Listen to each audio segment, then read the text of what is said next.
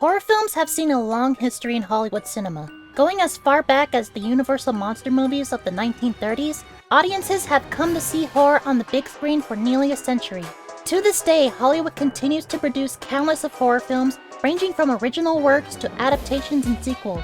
Although it's easy to see the appeal of this genre from a viewer's perspective, there's more to the production of these films from a studio's perspective. While independent filmmakers typically make horror movies to simply entertain their audience or convey a meaningful message, Hollywood filmmakers have other priorities that go beyond their viewership.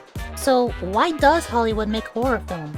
Let's start by defining what a Hollywood horror movie is, since there are many horror films out there, yet not all of them are necessarily Hollywood. An easy way to define a Hollywood horror film is to simply state a film produced or made around Hollywood, California. While this is true for the most part, there have been plenty of films produced and shot around the area entirely independent of Hollywood. What I define as a Hollywood film would be a film produced by a major studio in the greater Los Angeles area, like Paramount, Universal, or Lionsgate. Knowing the difference between a horror film from a big Hollywood studio and a small indie studio or team is pivotal in understanding the why. These days, it's harder for a typical viewer to determine if a film is independent of a major studio, as conglomerates like Searchlight Pictures and Focus Features help to produce independent films with big studio backing, as well as indie studios like A24 creating incredible works and becoming more well-known in recent years. However, Hollywood productions and indie filmmakers have different reasons for creating the films that we view. It's pretty common knowledge that Hollywood likes to play it safe when it comes to making movies. The majority of films Hollywood brings to cinema are sequels or adaptations. These are known as pre-sold franchises, films that already have an established fan base and therefore are an easy way for a studio to ensure they'll make their money back. Hollywood applies a similar strategy when it comes to horror films, and I'm not necessarily talking about horror franchises just yet.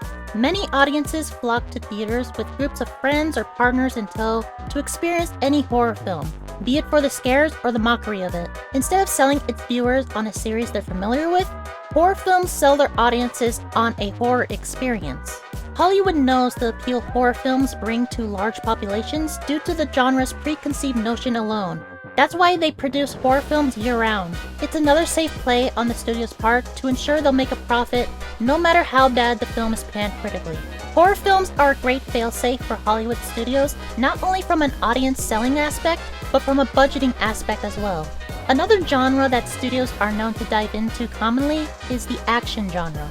That is because this genre also typically sees a huge viewership, oftentimes far more than horror films. But action films are some of the most expensive films to produce. As an example, Universal released Jurassic World Dominion earlier this year. It had a budget of around $165 to $185 million, which is actually on the lighter side of action film budgets, but still well above the average cost of a movie, which is around $100 million. On the other hand, Universal also released Halloween Ends this year, which only had a budget of around $20 million, which is actually on the higher side of horror film budgets. Horror films are typically a lot cheaper to make than other films, but still bring in a lot of revenue, as evidenced with Halloween 2018, which had a budget of only $10 million, but had a box office revenue of over $250 million. The funding from these films allows studios to produce bigger budget pictures in the future. On the subject of the Halloween franchise, I mentioned earlier that Hollywood studios lean towards producing sequels and adaptations as they already have an established audience sold on their concept.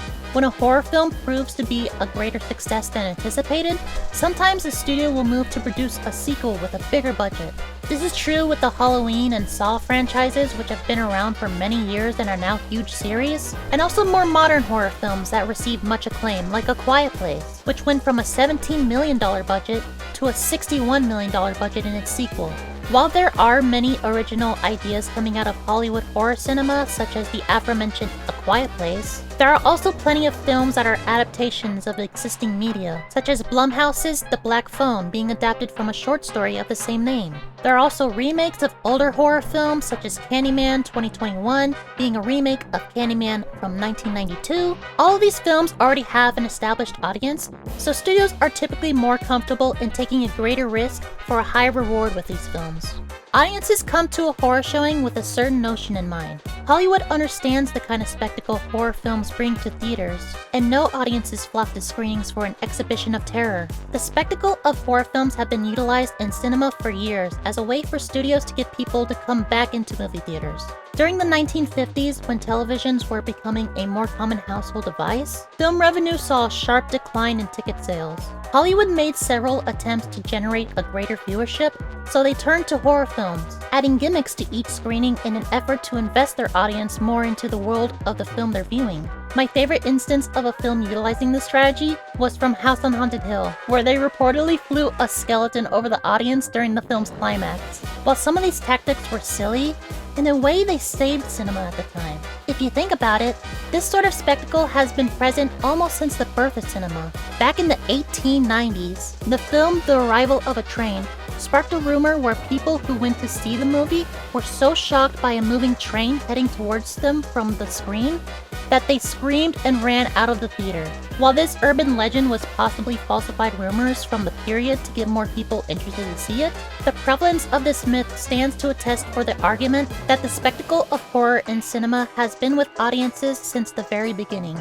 Hollywood makes horror films for the spectacle that brings in audiences. It's a low-risk and high-revenue genre that helps to fund future productions. And although most of Hollywood is plagued with sequels and adaptations, and many cinema-goers believe this to be the death of creativity and originality in film, I still believe in the art of horror. It's one of my favorite genres, as it's a genre that thrives on creativity and experimentation. Some of the most unique concepts have been birthed from horror cinema. And while we may never get another Jacob's Ladder or Rosemary's Baby out of modern-day Hollywood studios, there will always be independent filmmakers ready and willing to blow our minds. Thank you so much for watching, and have a happy Halloween!